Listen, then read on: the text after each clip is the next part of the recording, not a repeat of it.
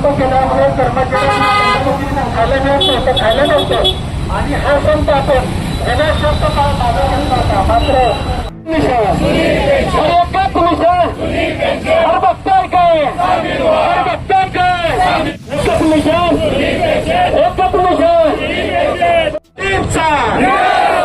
कर्मचारी कितीचा राज्य सरकारी कर्मचारी मध्यवर्ती संघटनेचा समन्वय समितीचा हम सब एकच मिशन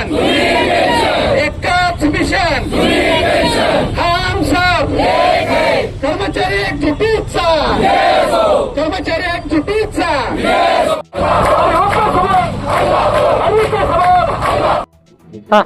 हा साहेब, आज पूर्ण राज्यभर 21 डिसेंबर पासून बेमुदत संप चालू आहे. संपाचा दुसरा दिवस आहे आणि संप हा कर्मचाऱ्याचा कुठलाही संप करायचा हेतू नसतो, कुठलाही वेटीस कुणाव करण्याचा हेतू नसतो. मात्र गेले 1.5 वर्ष राज्याने जे लिखित स्वरूपात काय मागण्या मान्य करायचं आश्वासन केलं होतं मंडळात, ते कुठल्याही प्रकारची राज्याने पूर्तता राज्य शासनाने केलेली नाही आणि त्यामुळे आज सर्व कर्मचाऱ्यांना रस्त्यावर उतरण्याची वेळ आलेली आहे.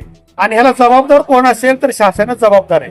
कारण आम्ही विविध मार्गानं अनेक वेळा आंदोलनं केली, नोटिसा दिल्या आणि ह्या नोटिसाला किंवा आंदोलनाला कुठल्याही प्रकारची साथ दिली नाही, कुठल्याही प्रकारच्या चर्चेला बोलवलं नाही आणि चर्चेला न बोलवल्यामुळं ही आज सर्व राज्यभर सर्व कर्मचाऱ्यांना रस्त्यावर उतरण्याची वेळ आलेली आहे. आणि रस्त्यावर उतरण्याला जबाबदार शासनच आहे. कारण प्रत्येक वेळी शासन हे कर्मचाऱ्यांची बदनामी करतं, कर्मचाऱ्यावर वेटीज धरतं आणि हे धरत असताना आमच्यावर बदनामी करतं की हे कर्मचाऱ्यांना वेटीज जातात, समाजाला वेटीज जातात. पण नक्कीच त्याची जबाबदारी शासनाने स्वीकारावी, शासनाने घेतली पाहिजे. कारण न्याय हक्क मार्ग संघटनात्मक मार्गाने जर आम्ही न्याय हक्कानं मांडण्या मागत असेल आणि सोडवणूक मागत असेल ते शासन करत नसेल तर सर्वस्वी जबाबदारी शासनात जाते.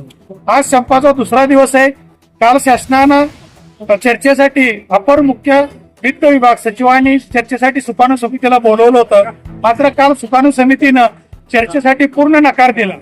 कारण सुकाणू समितीनं मत व्यक्त केलं की जर चर्चा होईल तर ही चर्चा फक्त माननीय मुख्यमंत्री किंवा मुख्य सचिव यांच्यावरच चर्चा होईल, अन्यथा इतरांवर कोणावरही चर्चा होणार नाही. त्यातच नेहमीप्रमाणे राजपत्रित महासंघानं कुटील डाव करून संघटनात्मक किंवा लेखणीचा मतभेद किंवा अक्षरांचा मतभेद करून ही वेगळ्या पद्धतीनं प्रश्न मांडण्याचा किंवा सोडवण्याचा प्रयत्न केला. त्या सुकाणू समितीनं काल त्याचा जाहीर निषेध केलेला आहे.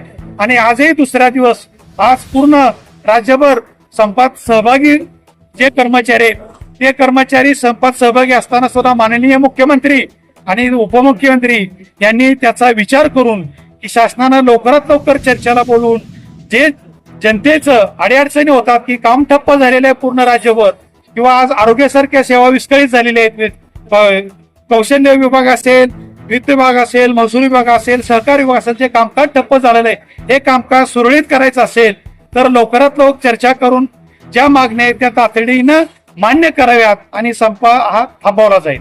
असा मागण्या मान्य नऊ तरी आंदोलन चालूच राहणार. हो, ते जरा सांगा.